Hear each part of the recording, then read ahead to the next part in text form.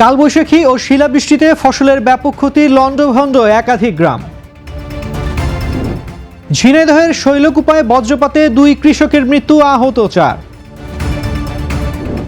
নাফ নদী থেকে 3 নৌকা সহ 13 জেলেকে অপহরণ। 2800 লিটার তেল মজুত করে কৃত্রিম সংকট, মহাসড়ক অবরোধের পর জরিমানা।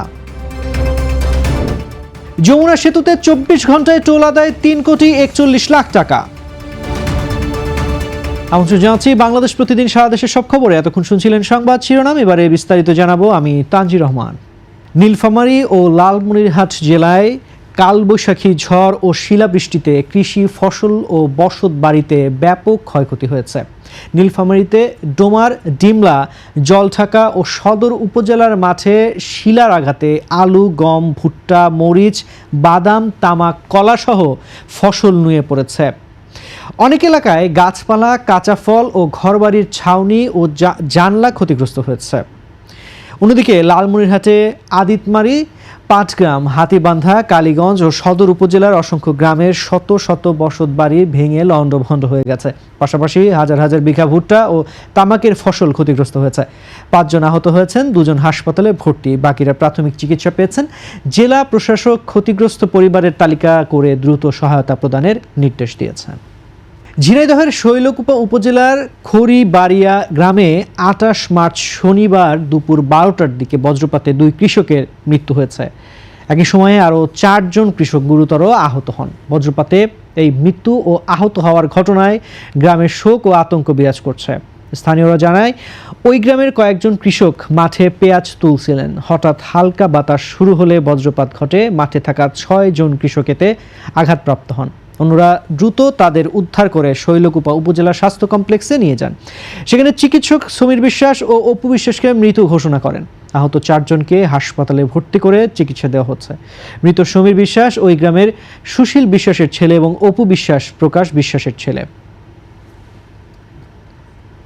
কক্সবাজারের টেকনাফ উপজেলার শাহপরীর দ্বীপ সংলগ্ন নাফ নদী এলাকা থেকে 3টি মাছ ধরার নৌকা সহ 13 জন বাংলাদেশি জেলেকে অস্ত্রের মুখে জিম্মি করে ধরে নিয়ে গেছে মিয়ানমারের সশস্ত্র গোষ্ঠী আরাকান আর্মি।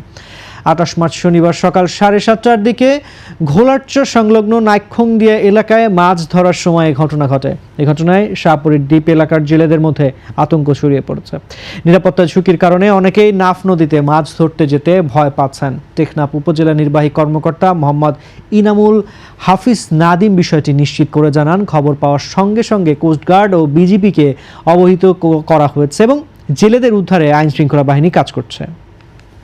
জামালপুর টাঙ্গাইল মহাসড়কের পিটিআই মোড় এলাকায় জুই এন্টারপ্রাইজের তেল মজুত করে কৃত্রিম সংকট তৈরি করার অভিযোগে ভ্রাম্যমাণ আদালত 50,000 টাকা জরিমানা করেছে।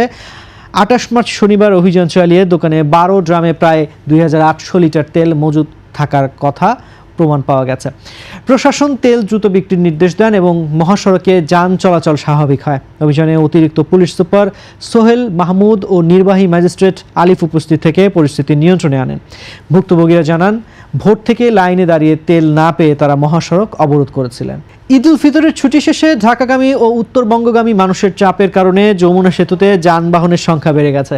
বৃহস্পতিবার রাত 12টা থেকে শুক্রবার রাত 12টা পর্যন্ত 24 ঘন্টায় সেতু পারাপার হওয়া 46,278টি যানবাহন থেকে মোট 3,41,53,900 টাকা টোল আদায় হয়েছে। ঢাকাগামী 30,056টি যানবাহন থেকে 1,95,43,100 টাকা এবং উত্তরবঙ্গগামী 16,222টি যানবাহন থেকে 1,43,10,100 টাকা টোল নেওয়া হয়েছে। যমুনা সেতু সাইট অফিসের নির্বাহী প্রকৌশলী সৈয়দ রিয়াজ উদ্দিন জানান, 2 পাশে মোট 18 বুথ ও আলাদা মোটরসাইকেল পারাপারের বুথ চালু রয়েছে। সেতুর 2 প্রান্তে যান চলাচল স্বাভাবিক রাখতে সার্বক্ষণিক পর্যবেক্ষণ চালানো হচ্ছে।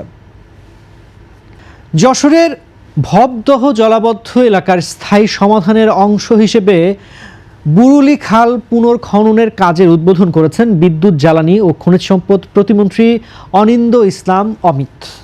কেশবপুর উপজেলার বুরুলি প্রাথমিক বিদ্যালয় মাঠে আয়োজিত অনুষ্ঠানে প্রতিমন্ত্রী বলেন, বর্তমান সরকার এলাকার মানুষের দুঃখ কষ্টের সমাধান করতে চায়।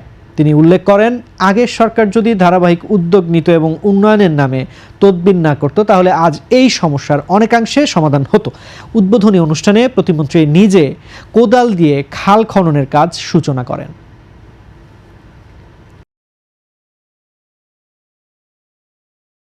কুমিল্লা নগরীকে মশামুক্ত, পরিচ্ছন্ন ও বাসযোগ্য শহরে গড়ে তুলতে পরিচ্ছন্নতা ও মশক নিধন কার্যক্রম শুরু করেছে সিটি কর্পোরেশন। শনিবার নগরীর 10 নম্বর ওয়ার্ডে এই কার্যক্রমের উদ্বোধন করেন কুমিল্লা সিটি কর্পোরেশনের প্রশাসক ইউসুফ মোল্লা টিপু।